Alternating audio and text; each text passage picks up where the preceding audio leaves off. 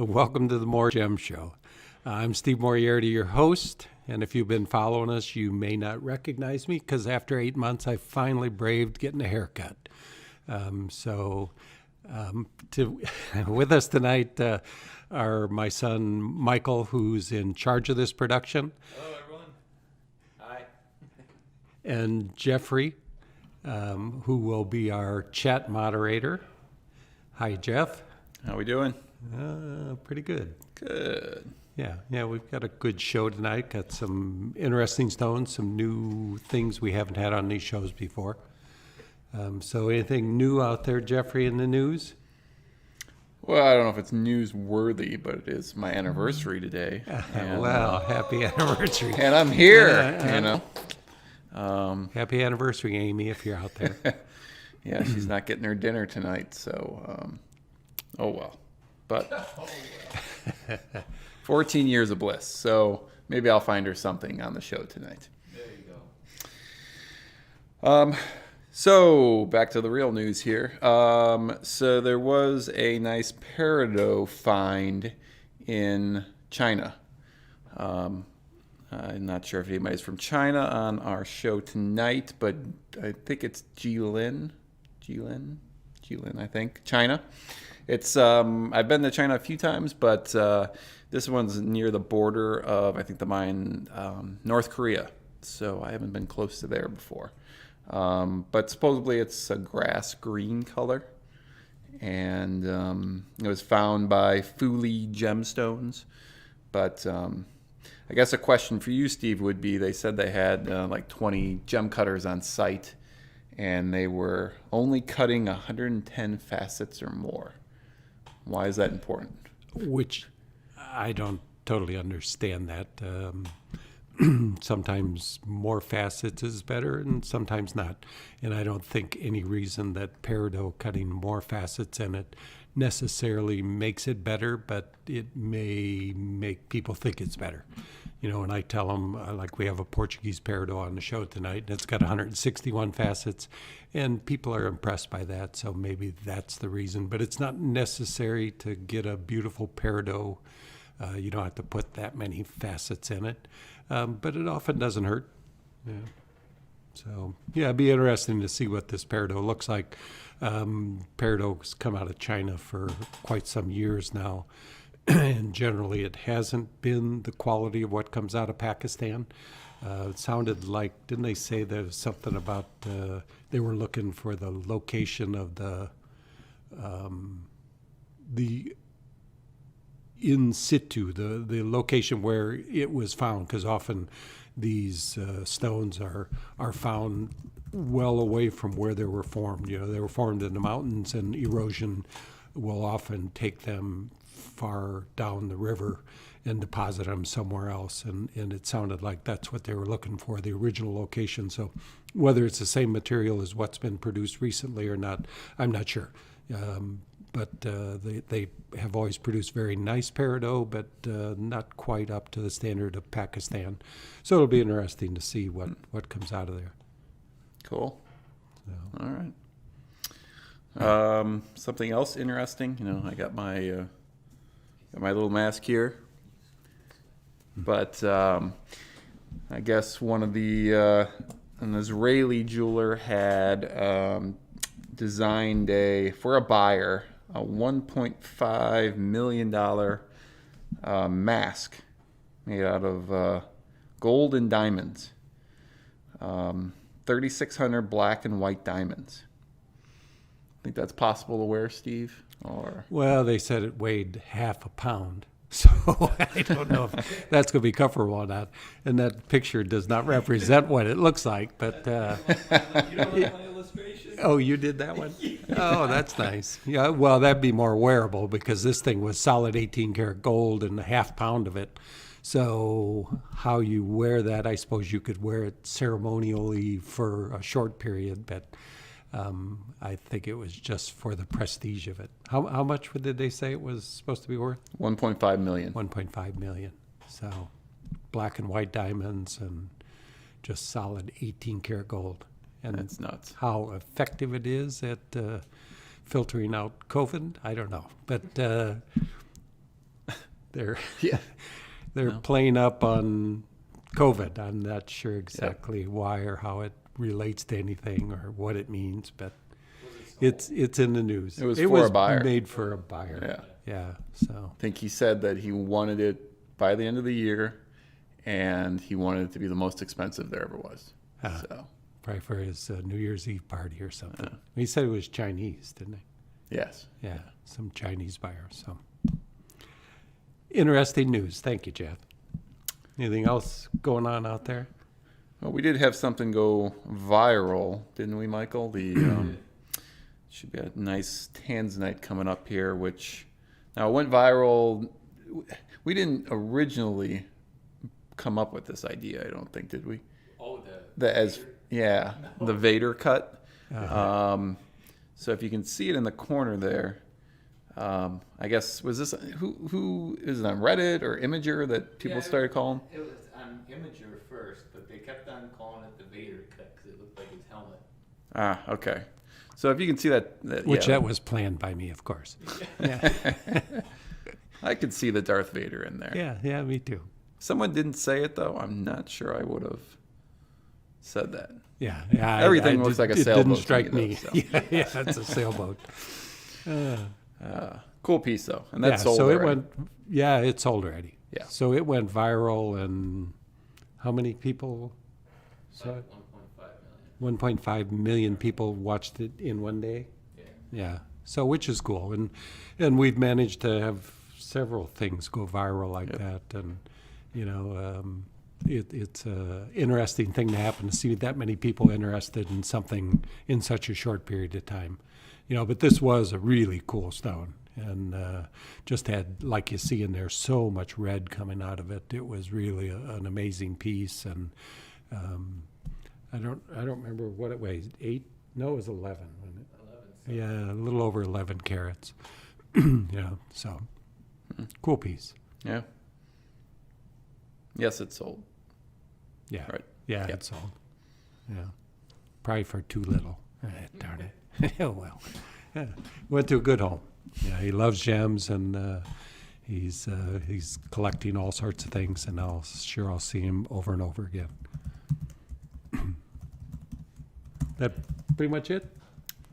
I think so. Okay. Well, thanks, folks. Well, so our first stone up tonight is something a little different. This is a fancy Tanzanite. You see these occasionally. They often say that Tanzanite is 1,000 times rarer than a diamond, but these fancy Tanzanites are 1,000 times rarer than any other Tanzanite. So I guess that makes them 1,000,000 times rarer than diamond.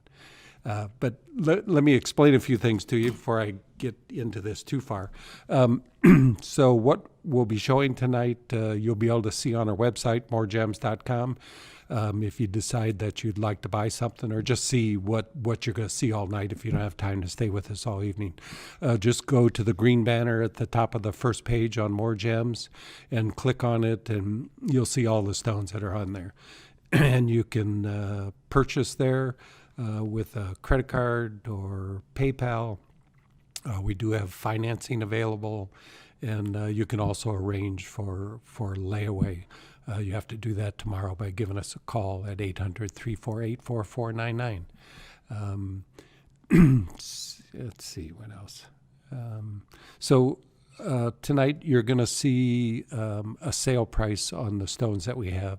And above it there's also an appraised price. I don't see it on there, Mike. Is it there? Oh, there it is. Okay, so like this stone, the normal price $31.12, the sale price of $19.90, and tonight until our next show, which could be extended now because we have vacation. Yeah, so we may miss the next show, so it could be 3 or 4 weeks before our next show, because we do finally get a week off coming up here in early September. But anyway, with 15% off with the coupon code FANCY15, so this $19.90, you take 15% off that.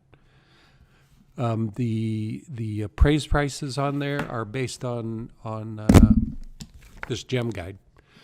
Gem Guide is produced by Richard Drucker, and what they do, they go out to all the shows, and they actually shop different stones and find out what the wholesale price, and then they produce this gem market-driven independent pricing guide by what they find out at the shows. So it's a good, accurate pricing for people in the business. This is available to anybody in the trade, and it will give us a wholesale price, and that's what the appraised price is based on. The appraisers across the U.S., this is the most used pricing guide for all appraisers. So back to the fancy Tanzanite. Did I go over everything I needed to? Okay. So this first one is a 3.89 carat. You know, the first time I was able to buy fancy Tanzanite was in 2014. When I arrived in Tanzania, there were stones available that I hadn't seen ever. You know, a lot of fancy colors had come out at that time. And since then, it has dropped off dramatically. But I did manage to buy 3 stones you're going to see tonight. Actually 4. I sold 1. So this is a little different color. You know, these fancies, just unique in the gem trade. You can see, you know, they're still strongly trichroic. These are untreated, so they'll still have the trichorism that's Tanzanite's known for. So you see a lot of different colors in it, and just a unique piece, you know, that's just very difficult to find this material. And this is a pretty good size stone. It's 3.89 carats. In 1990 is the price, less 15% with the coupon code FANCY15. So if you're into, you know, these are kind of a collector stone that we've been specializing in fancy Tanzanites and been offering naturals, which we have a couple of naturals tonight that are typically heated to blue, whereas this material won't heat to blue. I mean, there's just no blue and purple really in it. This has some purple in it, but it's not going to heat up and turn into this beautiful blue-purple stone that we're used to in Tanzanite. So you leave these natural just as a unique stone in the gem trade. So this one measures 10.8 by 8.4, so a good-sized stone, you know, and a very clean stone, nicely cut. I did not cut this stone, but just a really nice stone. I tried to get information on what causes the color in these, but very difficult to find any information on the fancy Tanzanites. You know, they've been around so rarely that even the labs have not done a whole lot of research on it that I've found. If anybody finds any more information, I'm always interested in what causes color in these unusual gems. And our next stone's another Tanzanite. This one I just cut this week. And it was a pain because this stone's been cut 3 times. I tried something totally unique. This originally had an opposed bar top on it, and it totally did not work. I mean, there's sometimes things work and you're amazed, and other times you think it's going to work and you hope, but it was just horrible. It was a dead stone. So I heated it, hoping it would look better. Heated, it still didn't look good. So I recut it, got rid of the opposed bar top, and it looked better, but still wasn't right. You know, the ends of it were pinched off too much. They weren't as broad as they are now. It just came down to more of a point on the ends, and it was just lifeless. So cut it back, and it actually came out to be a very nice stone. And this stone does display some of the red, particularly in the ends of this stone. So the color's good brilliance, and now is a stone I'm very happy with. 3730 for it's a 5 carat 74. You're going to see that's been a popular number tonight. Because I just cut another Tanzanite today that weighs 574 and another one weighs 571. We'll see those later. Those are a couple naturals, but this is a heated and mostly blue. definitely strongly to the blue coloration. And like I say, it does have a real nice red flash in the ends of the stone.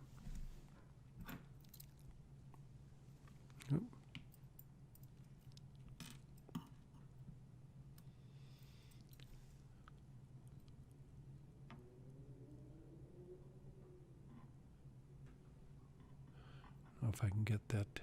It's hard to really show the red. Some of those violet flashes on the ends are actually in person red, and they just are showing up way down to the ends.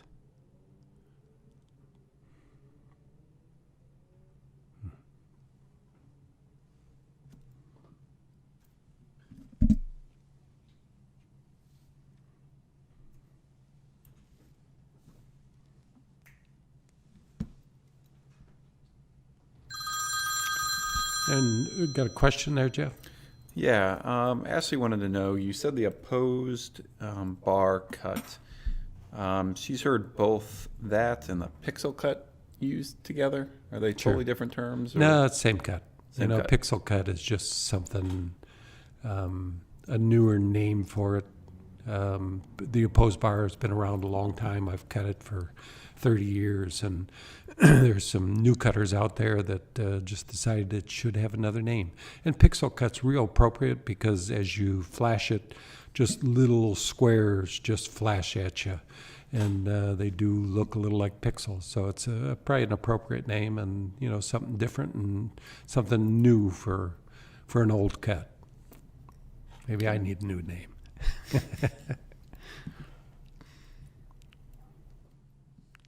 Up next is a citrine that I bought years ago. When did we get these? 2 or 3 years ago, maybe? Maybe, Yeah, something like 3 years ago. And I'd never cut a piece out of it. They are a different color, and I've not seen the color since. I think we bought them at the Denver show. And one guy that I know and deal with, he had a little bit of material, and I could see it was deeper color and kind of a unique color, and I bought it and put it away and just hadn't got around to it till this week. So it's just a very, very deep color, much deeper than other material that I've cut. This comes from Brazil. Most of the other material I have is from Uruguay, although it's real close to the border of Brazil. But this came out real nice, and I'll show you here's the typical, this is the material that comes from Uruguay that we've been cutting, and you've seen on our shows it's definitely a little more orange as compared to, you can see the difference in the depth of the colors of those.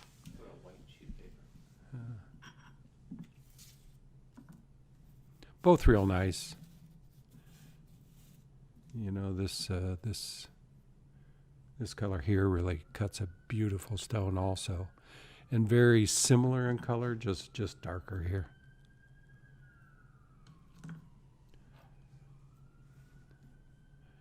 And that's what you get. So this is got a step cut crown and a brilliant style pavilion.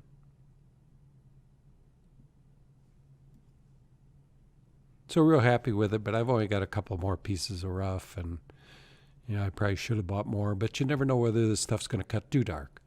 You see the depth of the color of this rough, and sometimes it's just so dark that it's not pleasing, but this came out really nice. It's just a very pleasant color. Approaching on, I don't know if orangish red, I guess would be the color. And this one weighs 22.97 carats. What was the sale price? $10.50, so 15% off that with fancy 15. Viewer question there, Jeff? Yeah, well, there's a few comments here because you kind of showed the before and after cut of that. So 2 things. Electric Crystals mentioned he's about to order his first Ultratech V5 cutting machine. Uh-huh. And JM he just received his Ultratech machine. And he wanted to know if any more videos were coming out, but I don't know if you wanted to speak to that. Yes, we will be starting some cutting videos. I'm still learning myself on the machine, so I don't want to start teaching you until I know all the ins and outs of this machine, because it is a little different than others I've used. Very happy with it. I started repping for the company, and so they're expecting me to produce some videos. So I will be doing that here shortly. I'm very happy with the machine. It just is really solid machine, which helps when you go to polish. It just seems to polish easier than other machines I've used. Just because it's dead on, and when I cut emerald cut, or like the Tanzanite you just saw that originally had some longer straight facets like in an emerald cut, and those typically for a lot of people present problems because if you don't have a good accurate machine when you go and you cut and then you go back to polish it, what typically happens is you don't hit dead on the facet because they're so long. Just a little variance in the rotation will cause it to polish towards one end or the other, and in a long emerald cut it's a little hard to cheat them.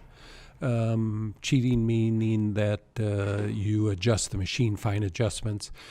So those long facets take such a little amount of cheating that it is difficult to cheat them. So a lot of people have problems with emerald cuts, but I found on the machine that, boy, it just comes back dead accurate, and very little involved in any cheating, and just polishing has been very easy. So I think it's the right machine to own, and if you mention my name and to them, and I have been providing a nice piece of rough. Just let me know that you bought it, and they'll let me know that I was involved in assisting you in getting to order this machine, and I'll send you a nice piece of rhodolite rough. That'll be a good stone to start with, because rhodolite is an easier stone to polish. So good luck with the Ultratech. It is the right choice. I've got other machines I like. I've got two other machines. I love them both, but they're both obsolete. Once I have a problem, and I have had problems already, there is nobody to back you up on parts and anything to fix the machine. So unless you're a machinist, you're in trouble. Whereas Ultratech's there to back you. They've been at it for 55 or so years, and it looks like they're a company that's going to stay, because they're not only into faceting machines. It's hard to make a complete company out of faceting machines only. Because the market is not huge. So this company does many types of scientific equipment, and they'll be around to assist you in the future. And they're developing new equipment, and the fantasy machine that goes with the Ultratech is another step that you can take in the future. Did I answer everything? Yeah. There's one other thing. Somebody was asking if you've ever entered any gem cutting contests, but you were, some of your amethyst was featured in that magazine, right? Yeah. Oh, you have which one there? Which I was going to show it later with the amethyst, but this is these are all our stones on the front of the Journal of Gemology, which is Gem A, which is the British equivalent of GIA, if they'll allow me to say that. And this is their trade journal, and we did get the front page. The ring in the middle was designed by Christopher Michael in our shop, and I cut all these stones. I think I may have sold them all by now, but and this is what's left of the piece of rough. That's that big piece on the front. I just sawed it in half this week, and I've cut a stone that's in our show tonight. This is the original Rwanda material. There was two particular sources of material from Rwanda. The first was by far the best, the finest pleochroism of any source I've seen. You just get a lot of blue and a lot of reds out of it, and it's just a really intense color. I bought other material from Rwanda, but just doesn't quite stack up to what was found originally. And I think it was 2015, and within 6 months that material was all gone. So this is maybe not all I have left. I have a couple other pieces, but I decided to quit cutting the big ones, and I sawed it in half, and so I cut still a big one. I think the one I've got here is 15 carats or so. That we'll see later, but really special material. And I've entered a couple of contests. Well, I've only entered AGTA.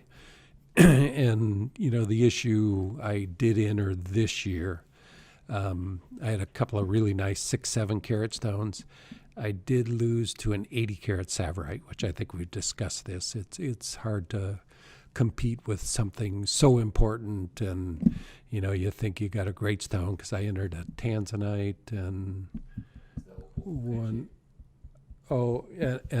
a Ethiopian Opal, and they were both, in my opinion, incredible. But when you put it against an 80 carat Sphalerite, who's seen an 80 carat Sphalerite before, you know, who's going to win out when they want to put it in a trade journal? And my 8 carat Tanzanite and 11 carat Opal is probably not going to be a winner. So that's the only thing I've entered. I haven't done any competition or anything as far as gem cutting or anything. But, you know, hopefully they'll expand AGTA, the Spectrum Awards, to more categories. You know, to just have so few winners and, you know, expect that you're going to satisfy a judge when you got 100 different stones. You know, it's just, you got to be lucky or have something incredibly important to show. So, anything else? That's good. Okay. All right. Let's see, where were we? Citrine, did I finish that one? I think so. Okay. So that one's $10.50 and 15% off, so you're about $8.50 for the stone. Really a nice stone, nice pendant size. Could be a ring, pretty big ring, but definitely could be a ring. You know, so unique color. I haven't seen it again. If anybody else has seen things, you know, and as I'm talking today, if you know some knowledge about what I'm talking about that I may have missed, because it's so easy, like material like this, you see it once and you don't see it again at the shows, and you assume it's gone. But there's people going to shows all around the world and always interested in what I may have missed, and you know, new finds or anything like that. Always interested in that information. And we were talking about Peridot. Our next stone comes from Mineral Mike. MineralMike.com is Michael, my son. He's into mineral specimens, and he just received these Peridots, and they're just really beautiful crystals. You know, this material is not cutting material. It's for display only.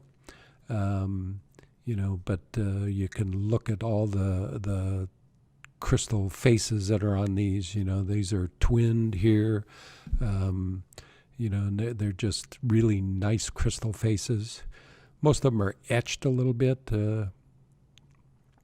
meaning that the surface has been rounded slightly by hot liquids that the material formed in. But this is a really pretty crystal.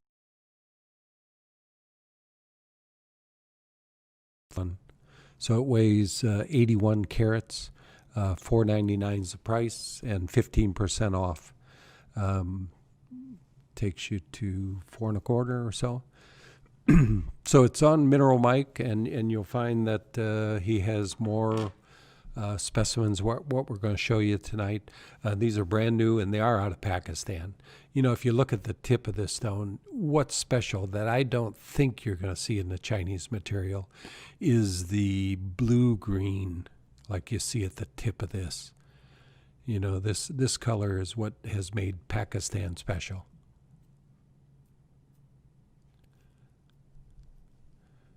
So nice size crystal, you know, good for your crystal cabinet.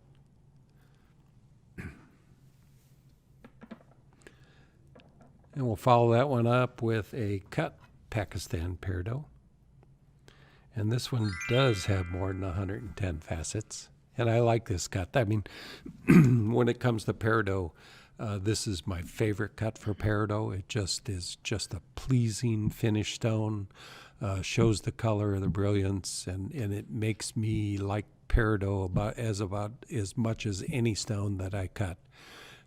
Just have always found that Peridot is special when it's cut right, and a sizable stone.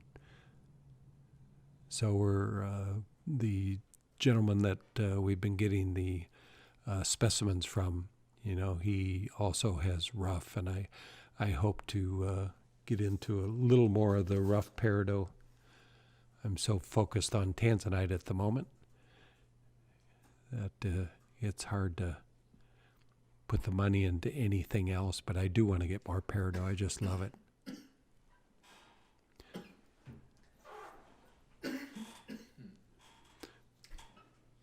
So really good brilliance in this cut.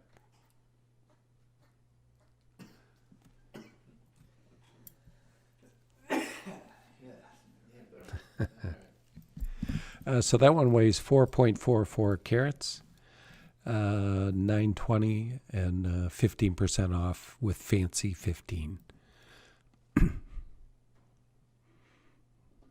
Cool stone.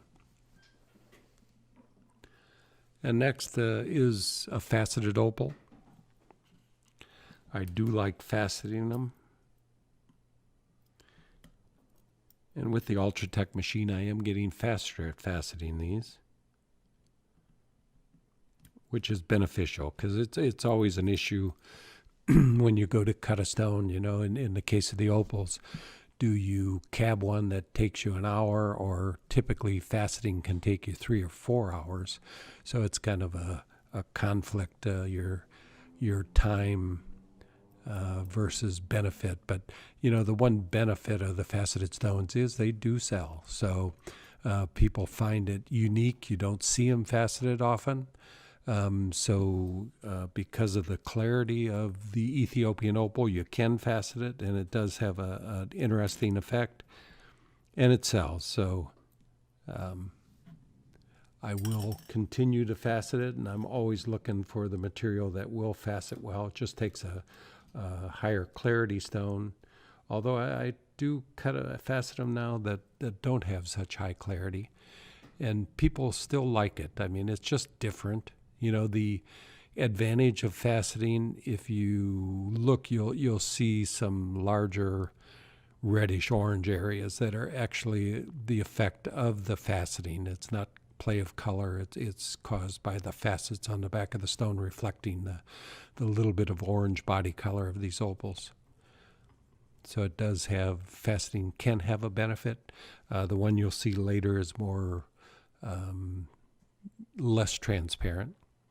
But still, it has a unique look. So whether you get that play of color off the back of stone or not, it's still faceting has a unique look to it. And I've thought about faceting them, all of them, but haven't got to that point yet. But being able to cut this stone probably in 2 hours now cuts down the length of time involved, and again, that's because of the accuracy and the ease of polish with the Ultratech. Mine's the V5, and they do have a lesser expensive machine. This machine's about $4,995, and for $3,450, they've also built a very comparable machine just to be more competitive in the market and get you first-time cutters that are not necessarily making money yet, but you want to be interested in the business. So they've built this machine on the same quality that the V5 has. Question there, Jeff? Yeah. And normally a lot of these questions I think come up every time we start talking about some of the Ethiopian opal, especially the faceted. But as far as crazing, cracking, and keeping its color and that kind of thing with Ethiopian opal, what should we know? They don't craze. It's their biggest benefit. They're hydrophane. They like water. Crazing is caused by losing water. Ethiopian opals can take on water, lose water with no issues. Again, if you look at some of our videos we've done, even on the shows we've done, shown what water does to them, because water will take away their color. for a short period of time until they dry out. But when they dry out, they're just back to what they were. So the big benefit is drying out does not cause crazing. Whereas an Australian opal, or like the opals that we mined out in Nevada, those opals, as they dry out, they craze, which is fine cracks, usually at the surface, sometimes all the way through them. But once they craze, you can cut away the crazing and it'll just keep crazing. It's just the nature of the material. Whereas the Ethiopian opals, they just don't craze. They do absorb chemicals, so you have to be careful what you get on them. Because they're, you get oils and stuff in them, and that's a different issue that currently is a little more difficult to take care of. Getting oil out of them, I haven't been totally successful yet, so just be careful what you get on them. But other than that, they are the toughest opal. They'll withstand the most blows of any opal. Not impervious to damage, but they are more durable. And no crazing involved. So you can go years, some opals from Australia, I've had them and 10 years later, they crazed on me. So not typical, but usually happens fairly quickly within the first few months of cutting an opal, or quicker, they'll start crazing. So, it's a concern, but crazing not an issue with Wheelos. And as far as specifically this stone, better for a ring or a pendant? Well, I mean, better for a pendant just because, they're not the hardest stone on the planet. We do make a lot of rings, and don't hesitate to make a ring, but you're more likely to run into chemicals, more likely to scratch the surface in a ring than you would in a pendant. So your safest place is a pendant, but we don't hesitate to put them in rings. Just know that you have to be more careful. All right. Okay. So this one's $590, 15% off. That's going to take you in the 500 range. But really, mostly blues and greens, which I find very pleasing, those colors, because it's not real common that you see those colors. Wheelos typically have more reds. In Australia, they think reds are what's the most important color, because they have less stones that actually have reds in them. But I find this color real pleasing.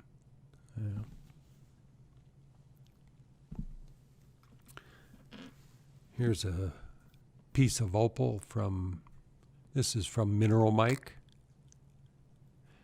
And this is why am I so out of focus here? So this is a real nice piece of rough, and this is rough not as a specimen.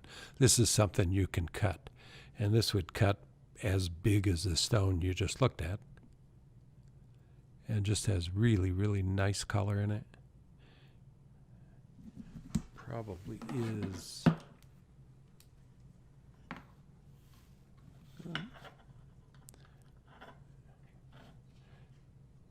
So it has good translucency.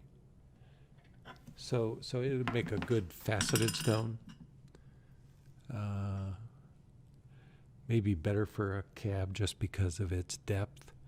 But it's going to cut a 6-7 carat stone. If I don't break it for throwing it around. They're durable. Yeah, they're durable. Because I've got friends that at the shows, they take cut opals and throw them on the top of their glass case. I don't recommend that, but they're just trying to show that it is a real durable type of opal. But this has really good color. I mean, it has full range of the rainbow colors. And I don't know, how much is this material? No, I'm not too sure what. What's the It's gram price? 40 a gram. So again, that's available on Mineral Mike. And it's a 4-gram piece, so for $160. If you want to facet a stone, don't quote me on that price, but it's something like that. But this would be a really good piece, and if you don't get it, I may cut it tomorrow. So these are available on Mineral Mike. I think there was another piece here. Yeah.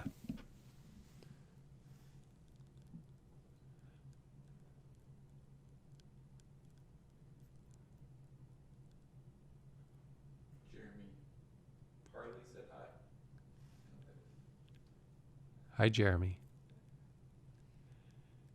So another nice opal, and this has got a real pretty piece. And sometimes these look like blacks when you're done. You know, they're kind of brownish black, but I'm not going to guarantee that. But it'll cut a really nice opal.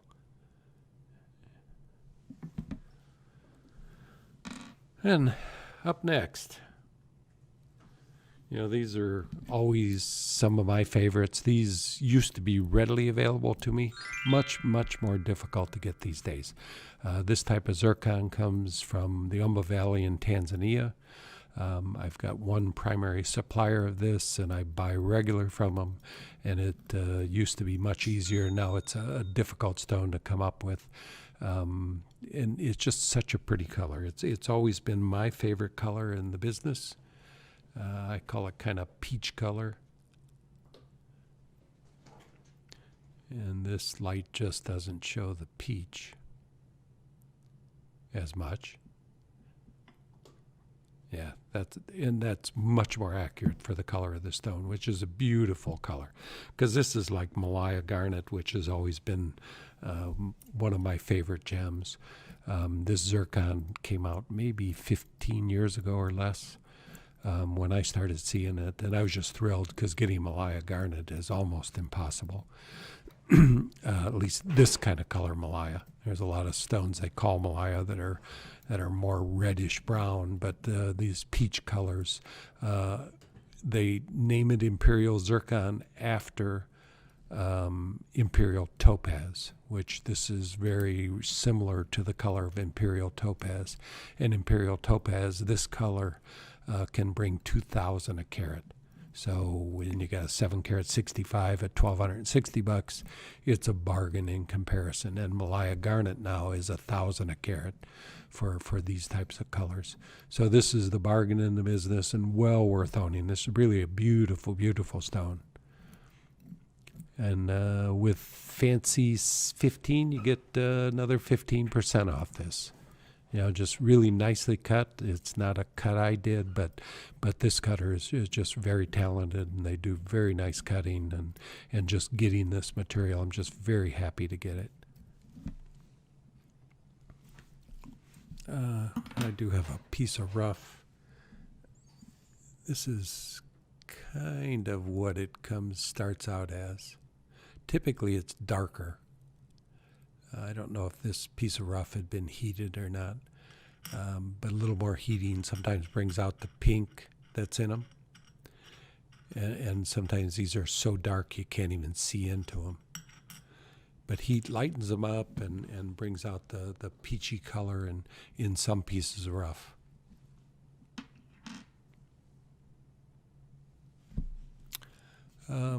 Just for fun, I don't think we've shown this piece of quartz before. This is a piece I searched for quite some time. I'd cut a 571 carat piece of quartz, and sold it fairly quickly, and sold it for good money. I mean, it paid for my time. But that 571, just a beautiful stone, looked like a diamond. I mean, the cut I put on it just worked really well. Just had so much sparkle that everybody just loved it. There is a video on YouTube about cutting it. So I wanted to find something bigger to cut, and probably took 3 years before we finally found a piece like this, found it out in Tucson. And this is really a big piece that's going to cut 1,000 carat plus stone. I just got dops in. This is a dop.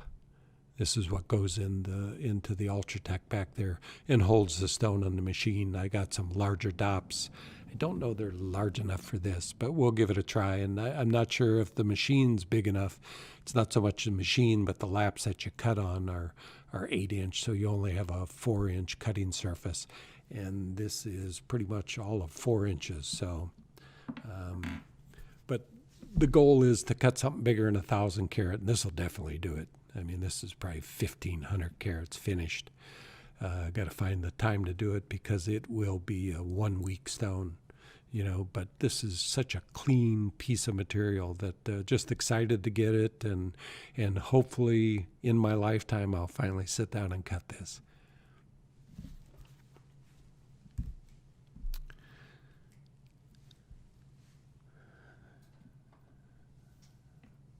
And next piece is, got a sold item. Yep. That's cool. Yes, so let me take a look. Thank you, Cynthia. I think she actually purchased one. I'm not sure. Did we show the faceted shield Wheelo Opal gemstone yet? Faceted shield. No. No, I think that was coming up. I think she jumped at it. Jumped on Oh, it. you cheater. No, you're welcome to do that. Of course, I'm glad to sell anything anytime. I'm going to show it anyway, but it is a cool stone. I mean, you all would have loved a chance to buy it, but Cynthia jumped on it. So, thanks, Cynthia. And you know what? We had another one come in, and somebody else jumped on something, I think. Oh, really? Okay. Well, let's wait till after to announce it. Yes, it is happening. Yeah. Well, that's cool. Hey, like me, when I go to shows, if I'm not first, I don't want to play, because the really, really fine stuff just doesn't last. Not that all these stones aren't fine, but you have to jump quick or you're going to be a loser sometimes, and that's always been my motto is get there first and don't question buy it, because if you love it, the chances are that many people love it, and things like that sell quickly. So, okay, thank you. Where were we? Next stone there, Mike. So this is, just finished this one an hour ago. This is a natural Tanzanite. And it'll heat to a very nice color. I don't think it's going to be the top gem, but it'll, on our 1,000 grading system, it'll be a 900. So it's going to be a beautiful stone with beautiful brilliance. Not totally flawless, but what's in it is a couple of little things that do break the surface, so never a problem heating them. So this is a natural Tanzanite that you can have natural, or in 12 hours it can become a heated Tanzanite. And this one will turn blue-purple. So this is just how they start. And we offer them natural when they have some beauty as a natural, because they are a totally unique gem.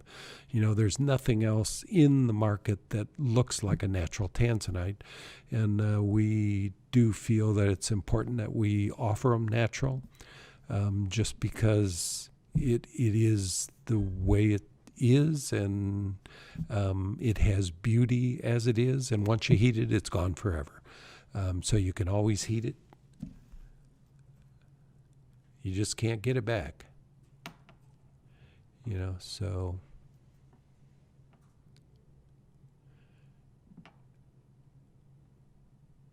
you can see the purple, and those yellows and the brownish look is what we heat out of it. So it'll just leave the blue and purple that's in it. And it'll be very attractive, heated. We'll probably wait a week or two, see if it sells, because we sold many on heated stones, and we do realize it is a good market, and we're going to work on developing that market here in the next, probably towards the end of the year. We're trying to work out being able to cut naturals in Tanzania, and have a much better supply of them.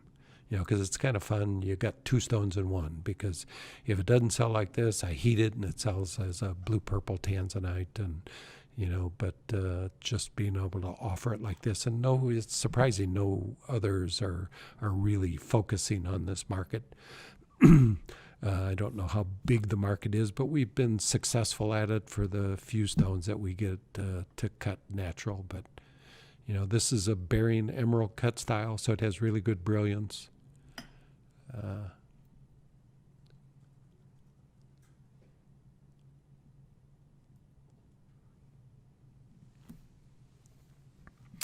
And it weighs 5.71 carats, 34.40, and 15% off that. So you're going to take maybe another 500 or so off that price. So you end up in the middle to upper 500s per carat. And again, if you buy a natural and you ever want to change it, just send it back to us and we'll heat it for you, no charge, and send you back a blue-purple Tanzanite.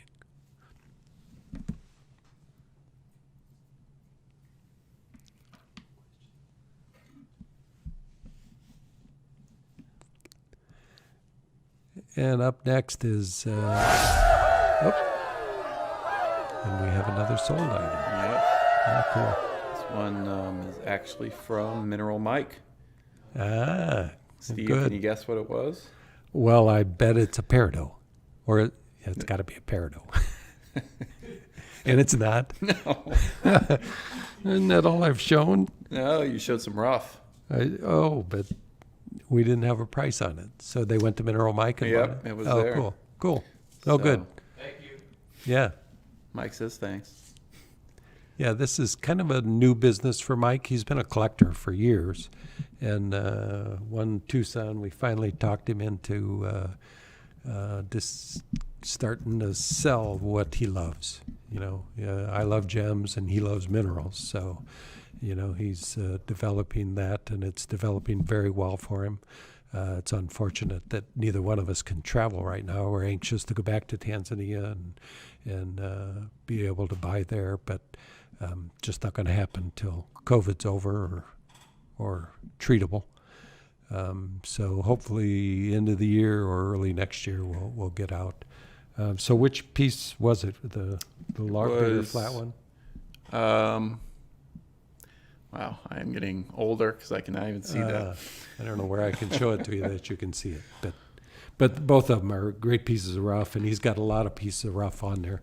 If I run out of rough and he's still got some, I'll just start cutting his. Because it is, we bought them together, and he bought the smaller material, I bought the bigger material, and all just really, really fine facet grade material. And if you're a cutter, you're going to get into cut stones for probably half, or you're going to cut your own probably for half the price of what you could buy a cut stone for. So it is a worthwhile thing to buy this material. And frankly, I've often said that sometimes the rough is more beautiful than the cut stone, and we should just start mounting the rough because it's beautiful in the rough, just fun to look at in the rough. If you just want to own a piece of rough material, it's just cool to look at. It could be your pocket stone, and particularly you take them out in the sun. The sun is just incredible on these opals. It's just so unbelievable, the brilliance of the color of Ethiopian opals. So congratulations, enjoy it. Send us pics if you cut it. We're always interested. And going back to that Tanzanite that we were just showing, we had a question. So that Tanzanite, look, it's got the browns and all those reds in it. Ashley's seen, which we've had on the show, more of the purple blue. That kind of looks like it's been treated, but it's actually natural. Yes. What's the difference, or how does that happen? Some people think that it was heated in the ground. I'm not sure. I don't know, and nobody knows why those, because some of them that we've had natural, and I still have a few naturals in my inventory that are just beautiful color. No reason to heat them.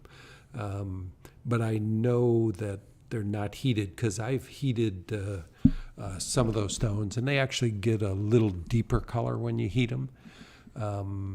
So you know that they were natural color, because the heat treatment will alter their color still, and my suppliers, that coming from Tanzania, they know what is heated and what's not. And there's a typical look to that blue-purple unheated that is different than others, although I say that, and I've seen some heated material that had that same look. So not easy to separate the two, but you can typically look at them with a microscope, and there is some difference. What was the original question? I do. You've noticed I can ramble on and forget the focus of what the question was, but The blue versus the orange-brown oh, naturals. yeah. Why the difference? I don't know.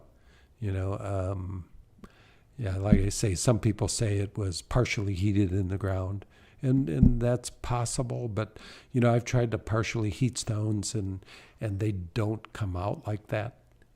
So whether it had something to do with being in the ground under pressure, I no idea. So I'm stumped. Good try.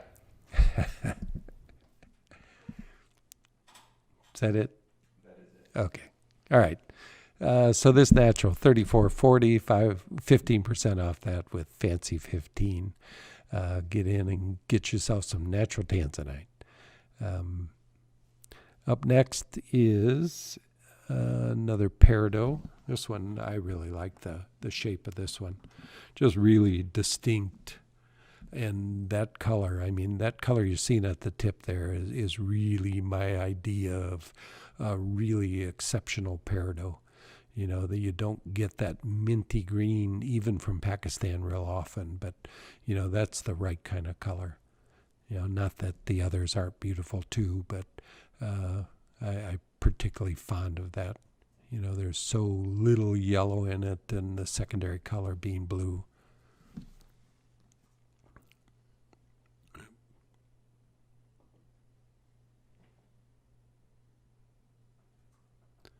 So just really, really nice crystals.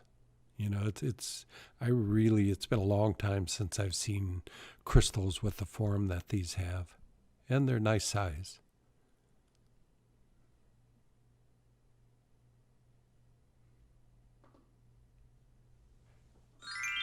So this one's $479, less 15%. So you're in the low 400s on this really fine Peridot specimen that comes to you from Pakistan. And it's very interesting where they do mine these. They're up 11,000 feet. You know, they've got to dig through, I don't know how many feet of snowpack just to get to the mountain itself to start digging the Peridot. And very limited time during the year. I've been told there's only 1 month during the year they can really mine, just because there's so much snowpack. Not 100% sure that's completely true, but can believe it when you're up that high in the Himalayas and you know, dealing with the snowpack. You know, but if we get a chance to show you the videos of going into the mine, I'm not afraid of going into holes typically, but the looks of this one just kind of scared me a little bit. Plus, you got to climb 11,000 feet up. You know, I once did a 3,500-foot climb up to a ruby mine, and that was just difficult as could be. You know, going up 11,000 feet and dealing with the atmosphere, and you know, it's got to be really a torturous thing for most people. Sure. Here, let's make it look bigger. Really nice crystal.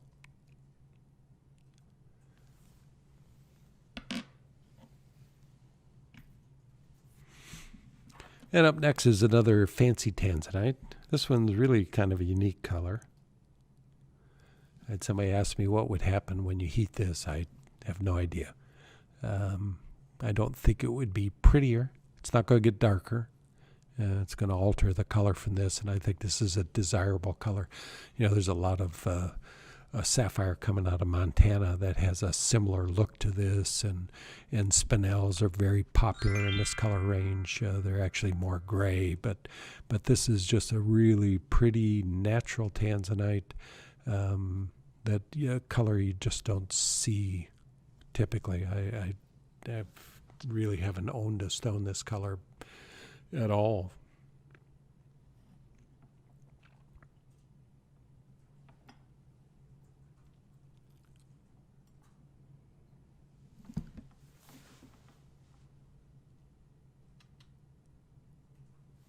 There we go.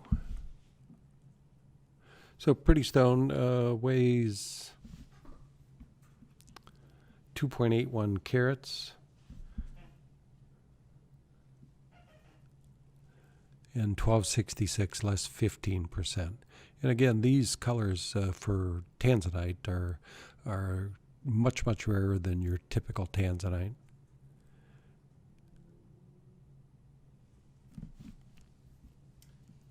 Steve, going off that question earlier about the natural colored Tanzanite, Uh-huh. you want to show your natural color? That might kind of Sure. give a nice color range. So here's a... We talk about this one? Yes. Okay. This is a piece of Tanzanite rough. This is from an estate that sold actually a couple pieces. I bought one piece. There was two pieces of this and one bigger cut stone. There was a 300 carat cut stone, but it was just cut so horribly I had no interest in it. But this is a really beautiful piece of rough. You know, has some issues in it that I've already drawn up maps on it, 3 different ways of how to cut it. There's some little crystals that you see in there, and there's one inclusion that is off to the upper left there that has to be dealt with. But a lot of clean material. It weighs 255 carats, I think, and the color is just superior. You know, this is going to cut really amazing color. So just what to do with it is the issue. And it could take me months to figure that out. You know, I don't typically sit down and try and draw out a plan how to cut stones, but this one has enough potential that it's worth spending the time and just trying to figure out what the best way to go at this. I'm currently looking at 3 pieces out of it, possibly maybe 70 carat and a couple of 15 to 20 caraters. So it's the biggest piece that we've had to deal with for a while. You know, back in the early 90s, I was getting a quantity of material and cut several over 100 carat. But these days, getting big stones is much, much more difficult. You know, they're just not as available as they were. They're pricier than they were. Used to be you could buy a 50 carat for the same price that you could buy a 5 carat, but that's no longer true. You know, the big stones are half again or double the price of what a smaller material, just because of the rarity of the larger material. I say that. We talked about over the last couple weeks the guy that found a 14 kilo piece of rough and 2 others that weighed almost as much. But those went for millions, so I can't afford it. But the really special piece of rough. It's going to be a challenge, and they can be nerve-wracking when you get into that size, you know, because little mistakes are 1, 2 carat, and all of a sudden you're talking about $1,000. You know, you just make a mistake in judgment on the shape you want to cut, and it literally can cost you thousands. So, you know, challenging, but hopefully I'm up for the challenge. I've done many before, but it's always interesting. So we'll keep you informed on what happens with that piece. And next this is our sold one. Yes. Sorry you can't own this one, but it's just a really pretty piece, you know, and not big stones, so it's not real pricey, but just has a lot of good color. And this is, like I talked about, you know, this is one that the faceting, you know, really, you can't see to the back of the stone that the faceting has a whole lot of effect. But it's just cool anyways. You know, the color, you know, the shape of a cabochon that is rounded has no real benefit over faceting. So, you know, you really have the option to do either. and this just makes for a unique look that's different than all other opals. Yeah, get that in focus.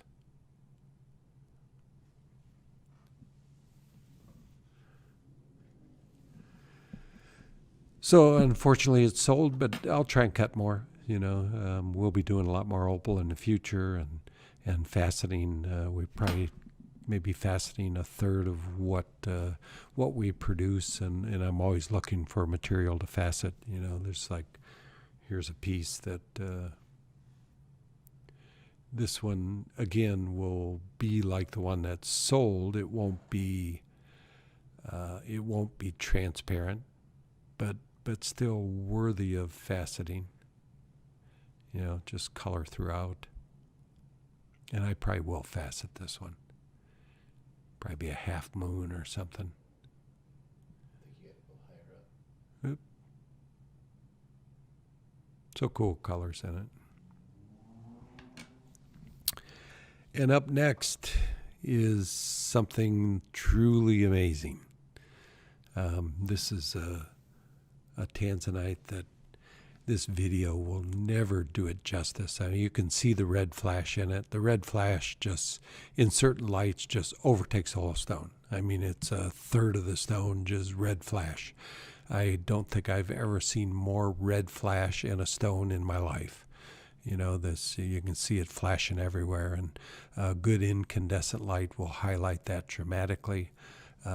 This stone weighs 53 carats. So a big stone, amazing color. The body color is as near perfect as it gets. And then you throw in all the red flash that you see out of this. And it's just a really unique look, and just really a special stone. And getting something that big that's round, you don't often see these as a round cut in something this large. Get that water spot off there.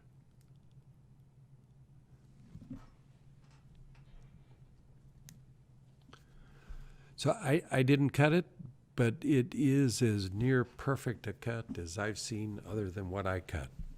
I guess that doesn't sound good. But they did a really good job. Yeah.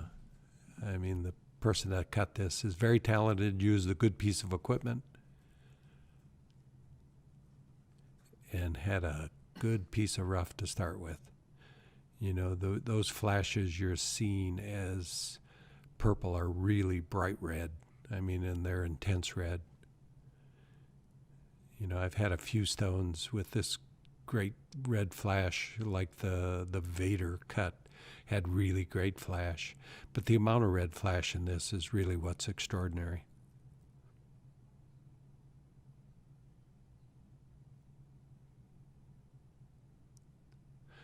No window in the stone, just really a great polish. And if you look at all the facet meets, I mean, they just really did a great job.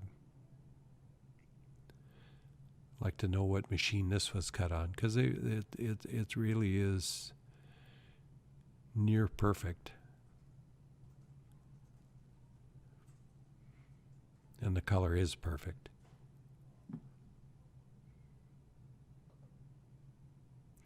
A lot of money, but a great investment. This is a stone that one day will be worth $250,000. I just don't doubt it at all. 50 carat, hitting. There was a time back in the early 80s when Tanzanite wholesaled for $3,000 a carat, just because of the limited availability. And this will happen again. Could be 20 years, could be 10. I don't know when, but this supply of Tanzanite is finite, and it's a small source, and it will run out.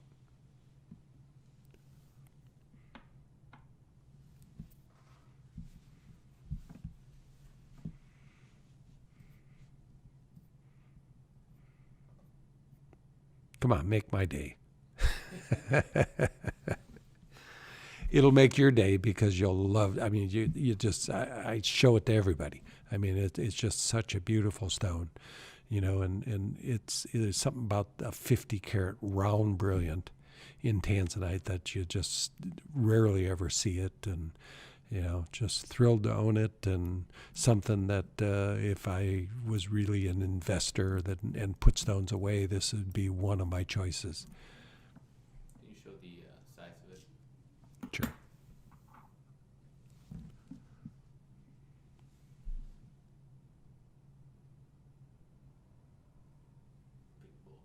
Big boy. I can only hope that that piece of rough I showed you will produce a color similar to this.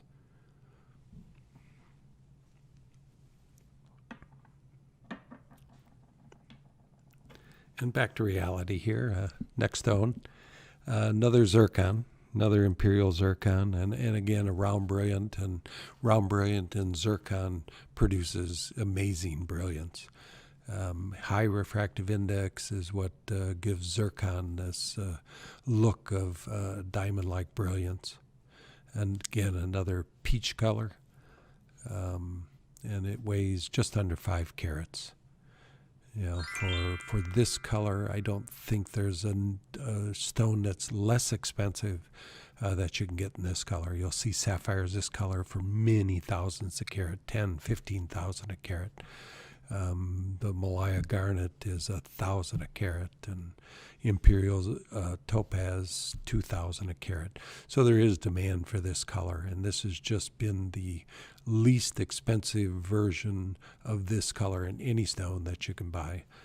So at $200 a carat, it's really the bargain for a peach-colored stone.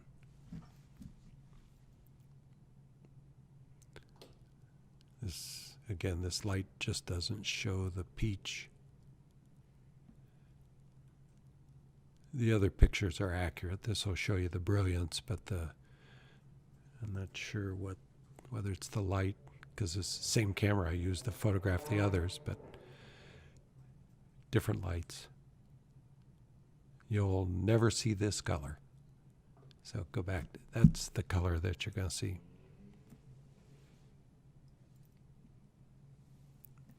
So $9.90, and with Fancy 15, you get 15% off that. So you're $8.50 or so, $8.40. So really beautiful stone that would do a great ring. Still big enough for a pendant, but a ring would be really, really a pleasure with this stone. And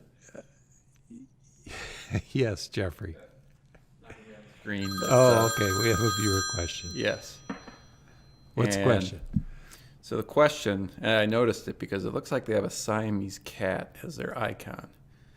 And of course, I have a half Siamese cat. My wife does. Me and my wife do. You're into cats, I know. Yes. But I don't know what happened to him. He's the cat person, and me and Michael both have dogs, but we don't hold that against you, Jeff. Yeah. I can leave a cat at home for like 5 days and they're fine. So. That's true. I can't leave my dogs alone for an hour without them making some kind of mess. I don't know if it's a girl or a guy, so wants to know if you use any type of gem cutting software to select proper cuts. I don't. I know a lot of people that do, and it's very popular. I don't have time for that. I've always been one that has produced my own cut. I do use other cuts. I have had people design for me, and if I had more time, I would do the GemCAD, or there's a new program out there that a lot of people produce in a lot of different cuts and some interesting cuts. We did one recently that was the eye of somebody's eye, a big citrine.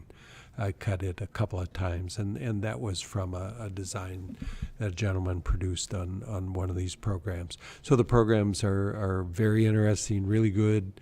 The big advantage of how I cut is I will generally get better yield. If you are cutting from design, you're kind of stuck to that design, particularly if that's all you ever do is cut from design. You can't go on your own and place facets wherever you want and make the best yield out of a piece. And often when you're cutting, you have to change because of inclusions or whatever. And people that only cut from designs, they're lost. They don't know how to change it. Fortunately, if you're cutting from design, it's easier these days because you can pick a design to fit your piece of material and still get pretty decent yield. You know, back several years ago when there was only so many cuts available, you were kind of going to lose material because there wasn't the variety of cuts that you could really sit there and figure out what will work for the piece of rough you have. But there's nothing like sitting down at the machine, cutting the outline, see what is there, and then deciding what cut to do.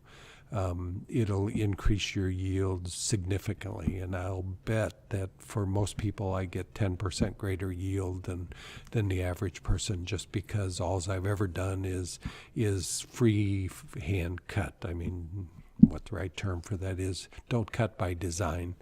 You know, and again, I do cut by design. I mean, the Portuguese cut rounds have been in the books for 40 years, and you know, and I cut that design just because it works real well, and I think the future of these design software is very good, and once you have a big enough library and you sit there and you preform your stone, then pick your design to fit that stone, it's going to work well, and you can keep a high yield. If you're not stuck to just doing one thing for one stone, say I want to take this stone and I want to cut a round out of it, it's not going to work real well. But if you really sit down, preform this on your machine, and then really work hard and find a design to fit, that works. You know, but still, cutting by eye and creating your own designs should be part of the repertoire of a cutter, if you're going to be fully rounded as a cutter and be able to produce yield and you know, it's just nice to produce your own designs on the fly. All right. That's the only question there, Jeff? That is the only question. Okay. We, as you were talking, you know, and just inspiring people to purchase, we did get a sale. Tired of hearing me talking, so they wanted to get me off talking. And so Timothy just purchased these Imperial zircon you were talking about. oh, cool. Which, the round one or the Yes. oval? All right, you'll love it.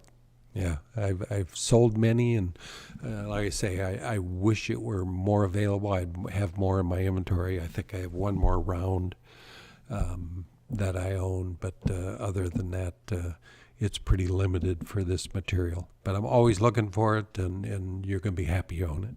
Thank you. And what's up there next, Michael? We on a Peridot? Another mineral mic piece. This is a big one. It's 163 carat. It is a big crystal. Again, that beautiful minty green color that you only see from Pakistan. Really nice crystal tip.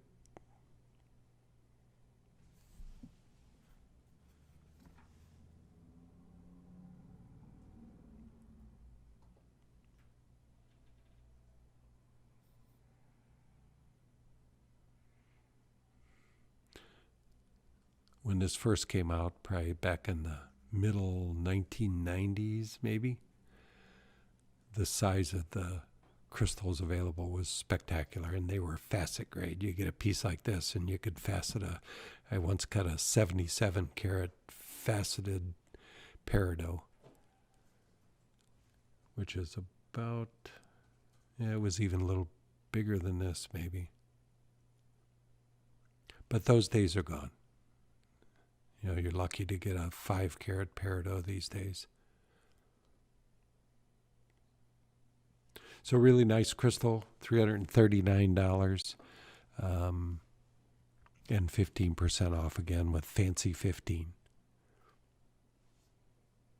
What's the black? Is that Sphalerite or? No, I forget what the mineral starts with an L. I forget. Okay. But I can find that out if anybody's interested.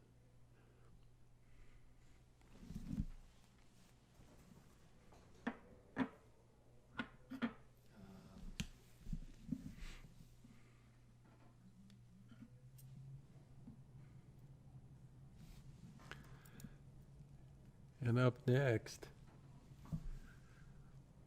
is another fancy Tanzanite. This is kind of a unique color. It's kind of lavender pink, a little bit of rose to it.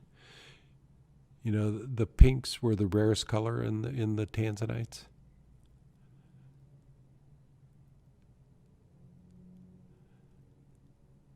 And this one weighs 3 carat 9.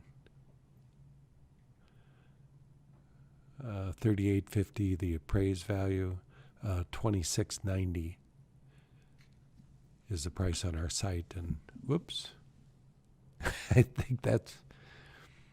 I'd like to get 94.30 out of it. Yeah, we won't charge you that much. We're going to take 60% off that. I know, is that on the website like that? That must have been. Yeah. Yeah, I just pulled it from there. Don't order it if you want, if you're interested in it. We'll have to change that price. So the actual price should be $26.90. Can you change that? Yeah, thanks, Jeff. And 15% off that. You know, just a really pretty color that, you know, I bought one stone this color on our last trip to Tanzania, and was just thrilled to get it because pinks have been so difficult to get. Such a small percentage of all the Tanzanite comes out fancy, and the rarest is the pinks. So maybe worth $94.30, but So what's the actual price? $26.90. It's updated on the site now. Okay. So the price is updated on the site. So if you're interested in this stone, you get 15% off $26.90, not $94.30. There was a time that $94.30 would have been the accurate price, and you only had to go back 10 years probably, anytime before 2014. That's the trip where we saw lots of fancy colors, and as I probably told you before, I thought I hit the mother lode, but the mother lode extended to others too. So, you know, it just was they hit a pocket of material, and there was quite a bit available. You know, but that's changed again, still available, but not like it was in 2014 for sure.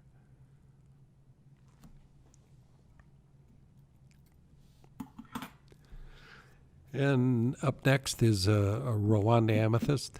You know, this material, I haven't cut it for, probably 6 months, but this particular source is, in my opinion, and many people's opinion, was the finest material in amethyst to come out since Siberia, and maybe even better than what came out then. You know, what makes it special is the intense color, and this is like the purple version of Tanzanite. Has that soft look, secondary colors of blues and reds, just like Tanzanite does. I mean, it really reminds me of the same characteristics. You know, just the same glow, the same secondary colors that you see in Tanzanite. Just this one's a purple stone, the other one's basically a blue stone, but they have very similar characteristics, and that's what makes this special. Tanzanite special, and this particular material that came out of Rwanda in just really short period, 6 months. And fortunately, I got about 1 kilo of it, and you know, there's only a little bit left. This is a stone I'd hoped to cut for the show and hadn't quite finished it. This is the other half of a slice that came off this. So this again was this picture of this piece of rough on the front of the journal, and this is the top that you see. Whoops. So I pretty much sliced it in half and decided to cut smaller stones, because last week I told you about the stone that another one I cut off this, that I heated. The oven got away from me and took a 50 carat stone and just destroyed it. Because if you cut these too big, they get too dark. And if they're not on the dark side, you're just not going to see that pleasing saturated color that you see in this picture. So the darker stones are better, but when they're too dark, they're just not pleasing, and you have to throw them in the oven, heat them a little bit, and it lightens them up some. But the oven got away from me and went to the temperature that you heat Tanzanite at, and just turned it colorless and cracked it into pieces. So I chose to slice it in half, and with volume you get a smaller volume, you get lighter color, and this turned out to be the right size because I didn't have to heat this stone. So it's likely natural. I don't know what was done to it before I bought it, but being still treatable, it's likely the natural color, but I'm not going to put that on the appraisal because I don't know for a fact that there was no heat applied to the stone ever. So, we've got another sale. Cool. Yeah, it's just again. You know what it is? You just talk about the stone, it sells. So yeah, was it the amethyst? Yep. Oh, cool. Joseph. Yeah, it's a special stone. Oh, Joseph? Yep. Oh, okay. Thanks, Joseph. Yeah. It's. I haven't, other than the one that blew up, I haven't cut a Rwanda amethyst for some time because I didn't know what to do with this rough. It could have cut one big stone, but again, you'd had to heat it, and heating just can be a nightmare in stones. Most Tanzanites I have to heat, but I know that if I cut them clean or mostly clean, they're not going to be a problem. But with the amethyst, it's just you can overheat it and turn them too light or not heat them enough, and they don't go light enough. So it's if you can do without heating, it's by far the better choice. So I decided to just slice this piece in half and hopefully not have to heat it. And that's exactly what I got. So I'm thrilled with it, and hopefully you're thrilled with it too. This stone just finished this week.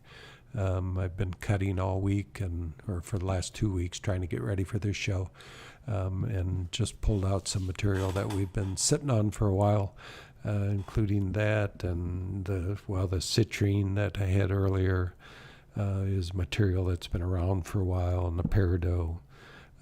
So really dug deep and found some great stones, and glad you appreciate it. Next stone is another natural Tanzanite. Another one just finished, just got it off the dock this morning. Sometimes these stones show the blue coloration, but this one just came out kind of, I'm not sure what to call the color. Looks almost like the citrine I showed earlier. So it is a very unique color for Tanzanite. You can see as it rotates, you can start to see the blue that's in it. So this stone will actually heat to a really top color. Whether this color is desirable to you out there as a natural stone, don't know. But if not, once it's heated, it'll be a really, really fine color. And in this Portuguese style, be a brilliant stone. But we'll offer it for a while as this color, because I really don't recall ever seeing this particular color in a natural Tanzanite. It's kind of a reddish brown, orangish. I don't know what to call it.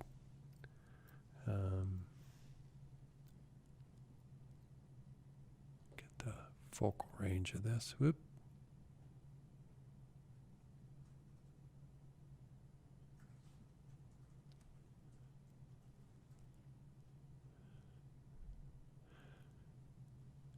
So really a different color.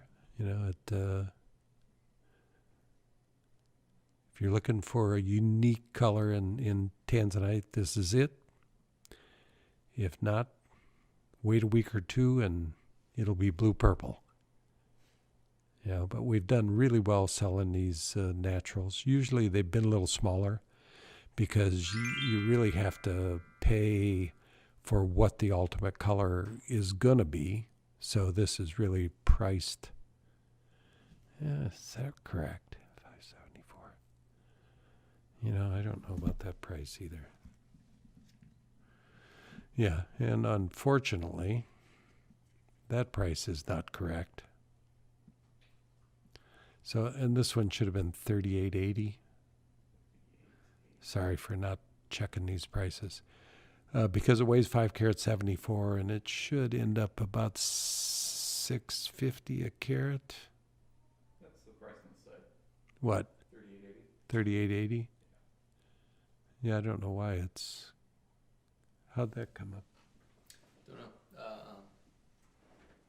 Well, anyway, it's yeah, 100 a carat maybe, because it's almost a 6 carat, 38.80. So it'd be a little less than that, maybe 5.50 a carat.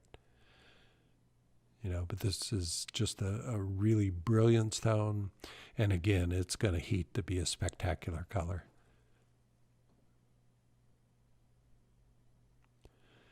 You know what? In Tanzania, this color is typically called diesel, and the diesel usually you'll see a little more blue in it, like you see as this rotates in the video.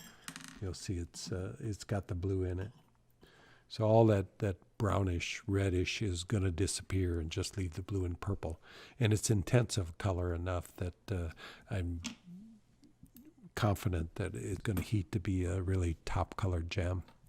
Be interesting to see just what the color is, because I've never seen this color in a natural Tanzanite before, so not sure ultimately what's going to get. And the color you're seeing here from the side is more typical of what you'd see, and that would be called diesel color. You know, and then they call it diesel because it's, when you look into a can of diesel fuel, it's kind of that reddish brown with a bluish overtone to it, and that's most typically what the Tanzanite rough would look like.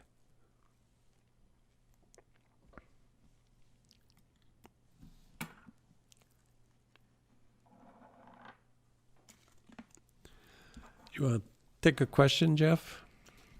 Yeah, I can do that. All right. So now I know we didn't talk about these on the show, but JDH Studios wants to know, what kind of UV light do you use on highlight opals? We have the, what's it called, Michael? Convoy. So this is the Convoy S2 Plus. Yeah. Oh, sorry. And I think you can buy them on Amazon, and I forget the company we used to get them from. GearBest. You know, and sometimes they were in the $25 price range. You do have to buy the battery and a charger for the battery for these. It takes a larger battery, and but they're really, really a powerful light, and you can buy this filter for them also, which comes separately. So you can get the whole setup for probably under $50. You know, but really a good light for a UV light. Don't look at it.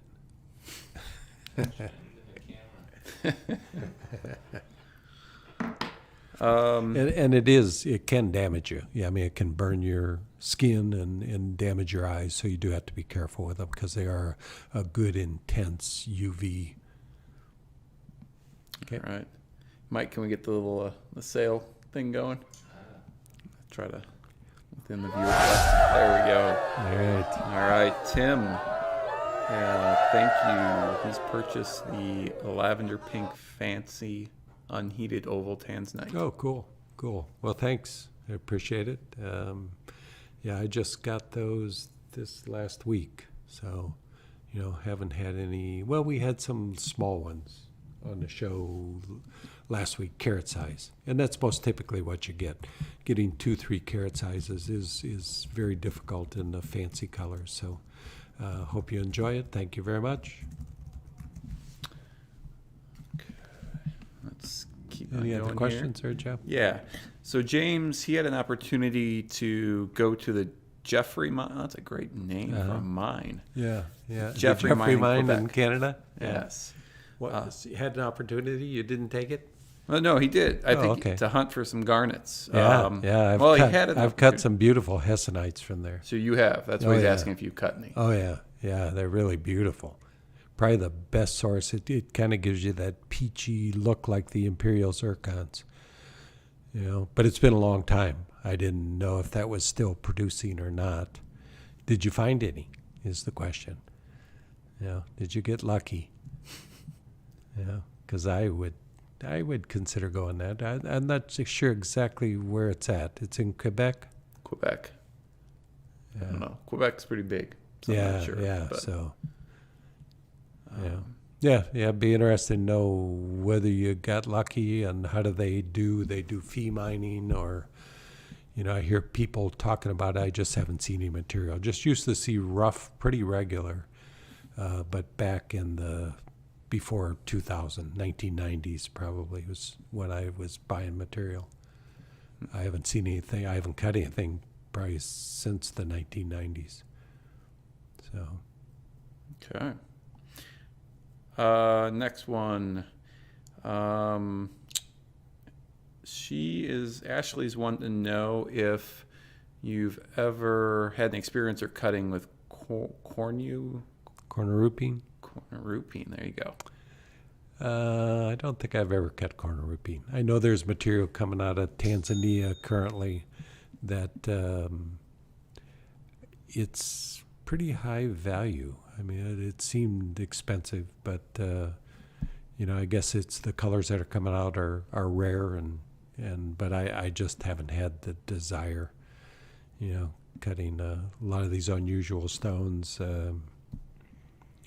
Been focusing on Tanzanite, so can't help you with cornurupine. I almost know nothing. I don't know if I've ever owned a cornurupine. Probably not. Kind of like a They have, color. yeah, and they've had yellow. Yellow was a few years back, but yeah, it's a light green. You know, looked pretty, but it seemed like it was fairly expensive, but not really sure. So no help from me. Yeah, I was going to say, I think growing up, I never heard you talk About cornurupine. Oh, you should see the cornurupine I bought. Yes. Yeah, but I know it's out there right now. You know, just haven't had the interest in those unusual stones. Yeah. All right. Although you're going to see an unusual next. Yeah. Okay. But I've had it for 10 years too. So finally dug it out and cut it up and found a nice piece inside. Yeah. All right, last quick question, because you love Tanzanite. Have you ever cut one in a concave design? No, I don't concave yet. But with the machine behind me, there is a concave attachment, and as soon as I can find the time, I'm going to buy that attachment, and I'm going to start doing concave. You know, concave it's time consuming. I don't look forward to that, but I do feel that concave facets can really produce a special gem. They have a special look to them. On occasion, they can be more brilliant than other cuts, and Richard Homer would be one that really specialized in concave cutting, and I always appreciated the work he did, and so I will in the future. It's probably going to be sometime next year before I get involved in it, but it's something to look forward to. You know, concave faceting is really a valid type of faceting that can really improve the look of some stones. And the attachment will also do fantasy cutting also. So it's a really special piece of equipment, and one good reason why I got involved with the Ultratech, because they do provide quality equipment and a variety of equipment that I've been looking for. So we have another sale, and what would that be? Yes, we do. Tanzanite's popular tonight. Yeah, cool. This is that I think 54 someone. carat? What's that? The 56 carat? Oh, we'd have to do a. That's okay. I'd miss it. But all of them, you know. So which one are we looking at? So someone referred to it as the denim colored Tanzanite, That one's nice. the blue. Oh yeah. Yeah. That's cool. Yeah, we like that. Troy. Yeah. Thank you, Yeah, Troy. yeah. That's just a really popular color these days in the business. You know, it used to be Montana sapphires were kind of secondary stones, and you know that type of color that Tanzanite is something we expect from Montana, and in the last probably 7-8 years, Montana has become much more important, and we've even talked about going up there and going mining, and even talked about it this morning, just because there's some cool colors and all these unusual colors have really started to take hold in the business, and things that we thought were not that extraordinary are all of a sudden people are saying, oh, that's pretty extraordinary, you know, and this particular color, that Tanzanite, I think is one of those colors that's become very popular. So thanks, you know, appreciate it, and you know, I think you'll enjoy the color of that stone. It's for his wife. Cool. It's making me feel really guilty over here. Anniversary was Yes. Yeah, you Everybody better doesn't pick out know. I something, wasn't here Jeff. earlier. It's my anniversary. I have a and I'm 56 here. carat Tanzanite. Yeah, that's true. Yeah. Hopefully, I get a better discount. I don't know. I like it a lot. So. All right. Anything else? Go for it. Okay. All right. So the next stone is this is a piece of material. I bought a big piece of rough, and I probably related this story. I'm sorry for you, those of you that have to listen to me over and over. It's kind of like my kids, you know. They hear these stories, and after I tell it, I know they've heard it 10 times, and they're just being polite, not telling me to shut up. But you know, this is a stone that I bought this big piece of rough and showed it to a friend that was a sapphire dealer, and he said, "Oh, what'd you buy that for? There's nothing in that," you know. And we actually bet $100 on it, and I said, "I'm going to get lots of stones out of this," and you know, so the first stone I cut out of it was a 30 carat trillion cut. And then I cut, I don't know how many, 3 or 4 other stones out of it. And then I put the piece of rough away, and, you know, we're looking back 10, it could be 15 years when I bought this. But it's a piece of Sphalerite, and I finally sat down and started hacking up the rest of it, because it's just a pain to deal with. There are so many cracks and fissures throughout the piece that finding the clear zones is just a chore. And that's the reason that the piece of rough sat there so long, because it's just no fun to do. But I worked on this and found this piece out of it. This piece was bigger. It was actually twice the size, but I got a little bit rough on it, and unfortunately it has it has a direction of cleavage, and I found it. You know, and it actually may have 6 directions of cleavage. So this is really a collector stone. You know, we have mounted them, but you know, it's a challenge to mount them because they're soft, and the cleavage can present a problem. Like I said, when I was working on it, it split in half on me, and so this is half the stone it could have been. But the good thing is it's square now, which a square stone will produce much greater brilliance. So this material has really high refractive index and extreme dispersion. You know, we talk about sphene having dispersion. This is dispersion that's 3 times what a diamond is. So it has amazing dispersion. And dispersions break up a white light into spectral colors. So Sphalerite does it very well, and it has extreme brilliance. You know, this is basically a zinc is the primary mineral in the stone. It's a zinc sulfide, some form of that. So very, very dense material. So this stone weighs almost 10 carats. Probably looks like a Tanzanite would be a 6 or 7 carat, but it weighs near 10 carats. That's because of the extreme density of the material. But the beauty is second to none. I mean, you like sphene, you're going to love this stone, but again, it's even softer than sphene. So it's a stone that you need to take great care with it. Unfortunately, I feared cutting it because if you're a little rough on it, you can do damage. But the beauty of the stone is just amazing. It's just on fire. And that's probably the best way to describe it. Not only the color, but the dispersion and the brilliance that it presents is few stones have a look of Sphalerite.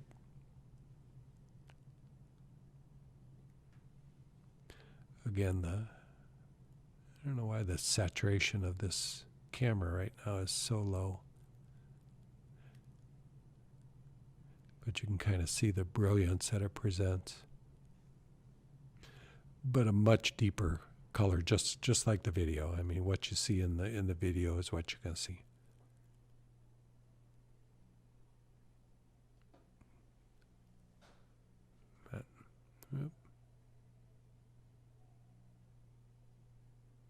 No fun to find the material in the rough, and no fun to cut it either, because polishing the stone is a challenge. Just very hard to get it to polish correctly. It worked out very well, but I won't say it's perfect polish, but it's really good polish. It's just being so soft. Soft stones are always a challenge to cut. I cut a lot of apatite in my time, and it, like this, it just does not want to take a perfect polish. But if you look close at this stone, it really, really nicely polished, if I say so myself. I'm happy with it. Tried a few different types of polish. Thought cerium oxide might work because it works on opal and other soft stones, but it just tore it up. Just literally tore the surface up. So went back to diamond, and diamond worked best. Just took a while to find a place on the lap that wouldn't scratch it. But once you found a nice place that worked, it seemed to work real well, and it polished quickly because it's so soft. It's 3.5 to 4 hardness. So you hold this stone in your fingers, not in a tweezer. That's 5.5 to 5.5 hardness. But really a pretty stone.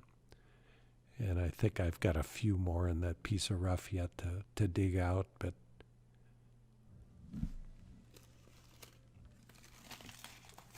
so this comes from Spain, is the source of this material.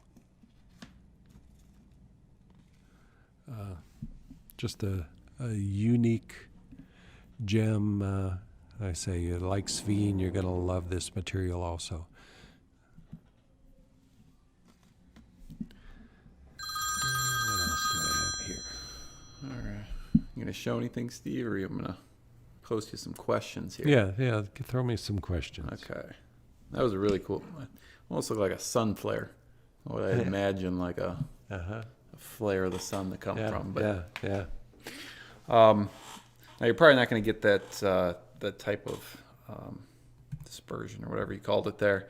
But someone was wondering, they specifically want a citrine though, in that same size. Is any color like that be found in citrine? Do we have anything like the that? Sphalerite? Like that one you just showed? No, nothing else looks like that. The closest, yeah. I mean, citrine's never going to have the brilliance, the dispersion, that fiery looking color that you have in the Sphalerite. I mean, we've cut a lot of citrines, and the lighter citrine, and there are some on our site that would be the closest to that color of any other gem. Yeah, spessartites. Yeah, it would be the other stone that would have that similar look, and spessartites will have a really good brilliance. But still, if you're looking for the look of that sphalerite, you're only going to get it in sphalerite. You know, but spessartite, yeah, that's a good choice. Yeah, because spessartite has a good high refractive index and just will produce a really good brilliance, but not the kind of dispersion. Spessartite has some dispersion, but low in comparison to that sphalerite. So. Okay. I remember this question being asked early in our shows, but Dion wants to know, what was your most challenging stone to cut and why? What did I say last time? Well, apatite was definitely high on the list. Apatite, such a great color. I had a friend in Tom Cushman who was going to Madagascar, and they hit this material in the northern part of Madagascar that was big stones. I mean, I still have a piece in the vault that'll cut a 50 carat probably. But it was just a nightmare to polish, just like the sphalerite. And it was the first time I challenged a stone like that. And, after some time, I finally figured it out and was able to polish it. You just have to have a perfectly clean lap. And just keep it clean and not too much, use too much compound, and it just took me a long time to figure out how to do it. I'd almost given up, and eventually I got it to the point I could cut it, and it was to a big advantage of me because this material that was coming out, it was somewhat limited at the time, and the other cutters that tried to cut it gave up. And they kept giving it back to Tom and saying, I have some more material for you. Oh, good. Because I know how to cut it. And they couldn't cut it, because they were trying to polish with oxides, which are aluminum oxide and different kinds of oxide polishes. Same issue I had with the sphalerite, trying to use cerium oxide. Just ripped them up, So if you weren't using diamond, you had no possibility of ever getting it to polish. So all these guys that were oxide polishers, and once we do one, we don't do the other, because typically I cut mostly with diamond, because diamond will polish most everything, but not everything. So I was a diamond polisher, and all these other people are oxide polishers, and they had no luck. So it really gave me an opportunity to get a lot more material because they couldn't polish it, and they just gave up. So apatite, definitely high on the list.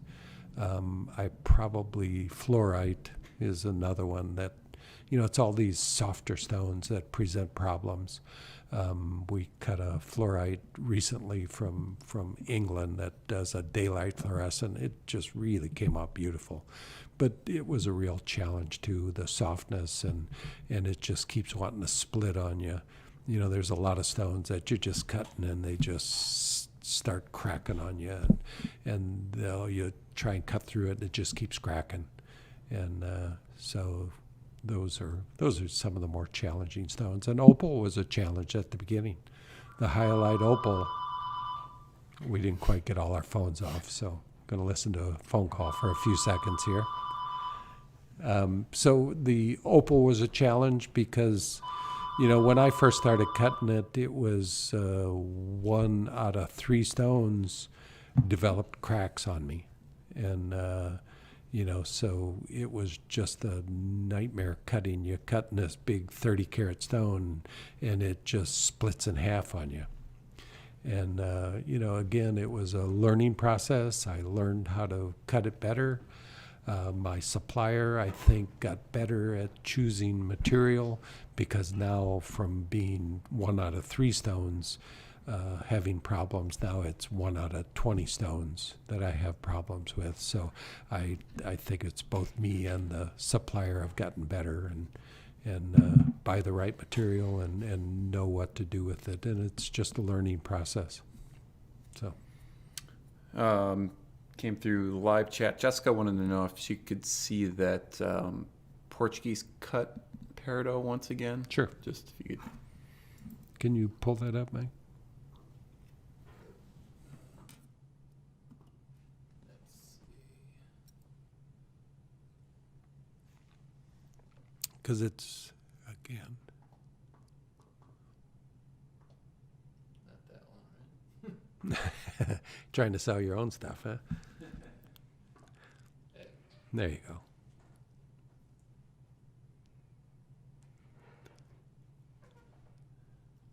Oop. And again, this picture is showing yellow in it. That's not there. You know, it's just greenstone. Yeah, we'll work on this camera next time because it's actually the video's taken with the same camera, and that picture much more accurate. You know, so something in the settings that we've done. But really a brilliant stone, and you know, if I had a choice in cutting peridot, I'd cut this cut all the time. I just think it's remarkable and just the right depth of color for a Portuguese cut to show off the full brilliance. And the peridot from Pakistan, just the most beautiful peridot ever came out of the ground, in my opinion. Show what size of it. Whoop.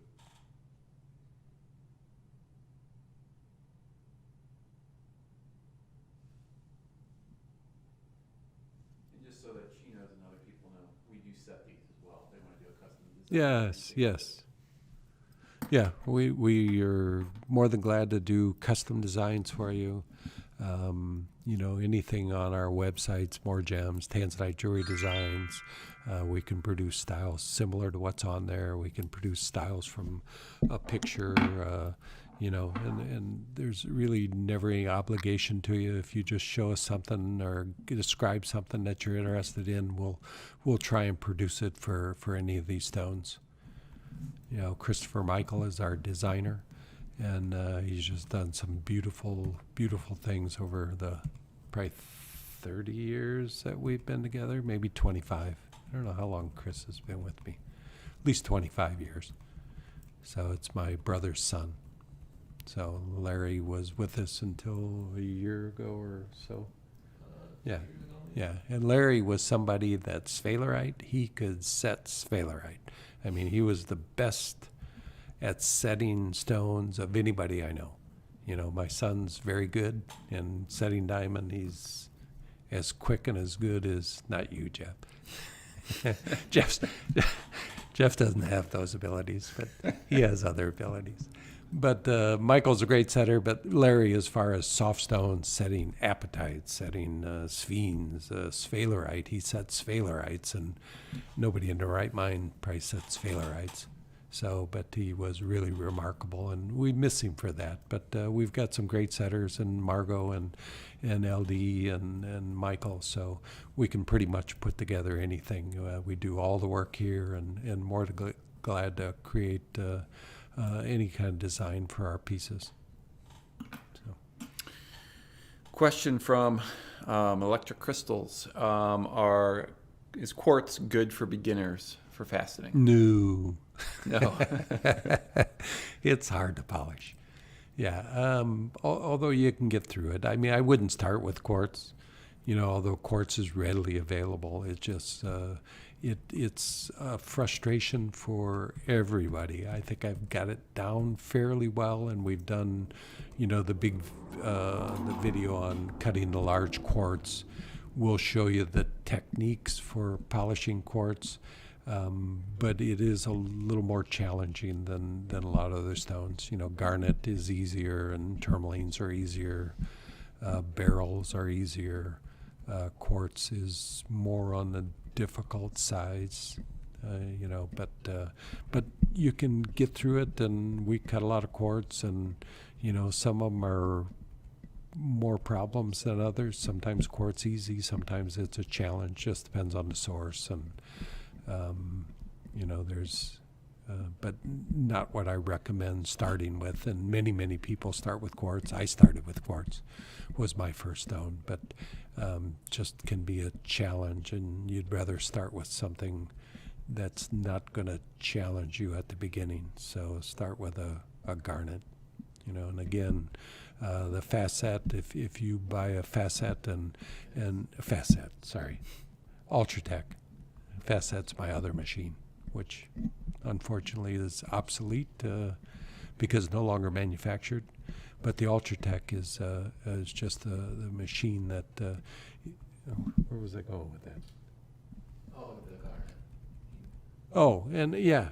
It just if you buy an Ultratech, just let them know that you got interested through me, and we do supply you with a nice piece of rhodolite rough to start with, because that's what I recommend starting with. A garnet will cut you a beautiful stone, and it won't be a nightmare to cut. It's just a nice, easy stone to polish, and will produce a beautiful stone for you for your first stone. So,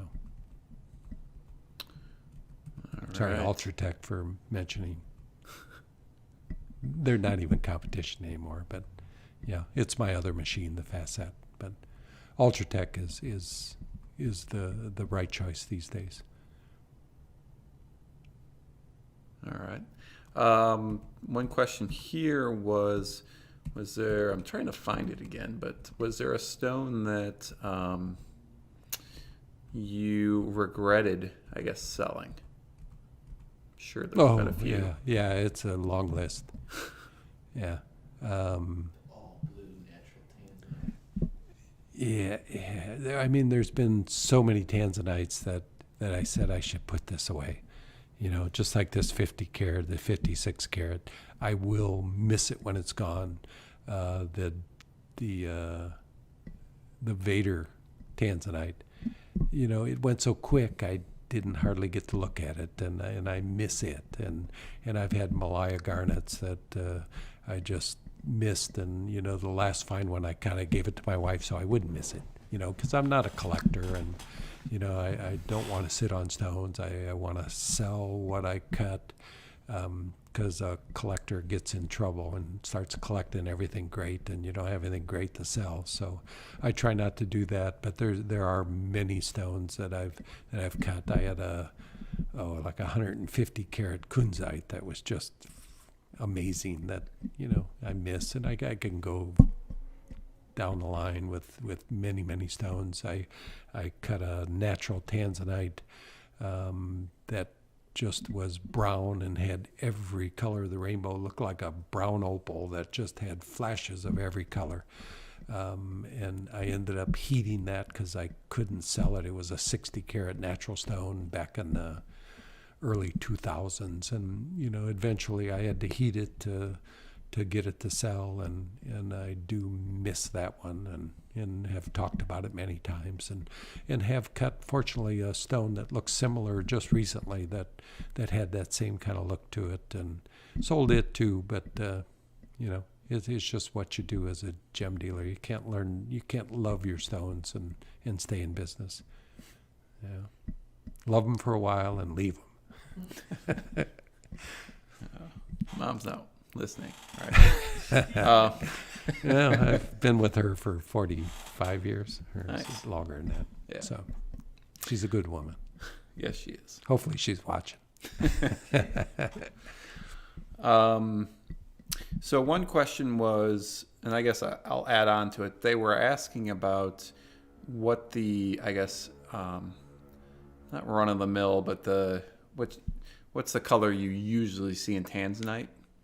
And me adding on to that, when I do searches, I'm always looking at what's coming up for tanzanite. You see the tanzanite at eBay or Etsy, really light blues, or can you give us an idea of the color ranges for tanzanite and what to look for and what to watch out for? Well, in general, deeper is better. I mean, that's just a generalization, because there's deep that aren't so pretty. There's things that are occasionally too dark, but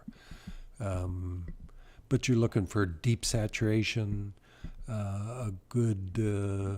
generally a good color change from daylight to incandescent. And when you're looking at tanzanite, you need to look at multiple lights. The more lights you look at it, the more you're going to understand the character of the tanzanite. and just see how they look in different lights, because daylight it's going to be much more blue and incandescent it's going to be more violet. But generally the deeper colors are what are the most attractive stones. But that's not 100% true. I mean, there are lighter colors that are gorgeous stones also. I generally go for the mix of blue and purple, but occasionally you see an all blue stone that's really pretty. But you'll find that blue stones typically in incandescent light are not as pretty as the stones that are mixed blue and purple. A lot of people say they want all blue stones, but it's hard to find an all blue stone that is as beautiful as a stone that has a mix of blue and purple in general. Yeah. Other than that, the most comments I get from people coming into my store are, your stones are much deeper color than what we typically see. And, because deeper color is the better color. All right. I think that's most of the questions. I guess if you want to just how people can still get some of the stones and everything that are available.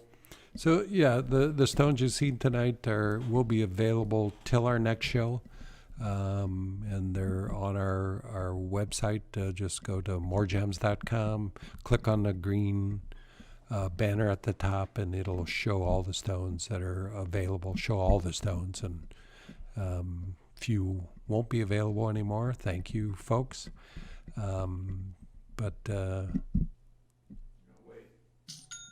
Yep. There's one more. You better hurry. Rhonda, thank you, Rhonda. She purchased now we're getting rid of all the natural. All the naturals. Yeah, boy, that was a short life. Yeah, literally, I bought those carat. late last week. Cool. Is it that orangish one, oval, for $19.90? Trying to figure out which one it is here.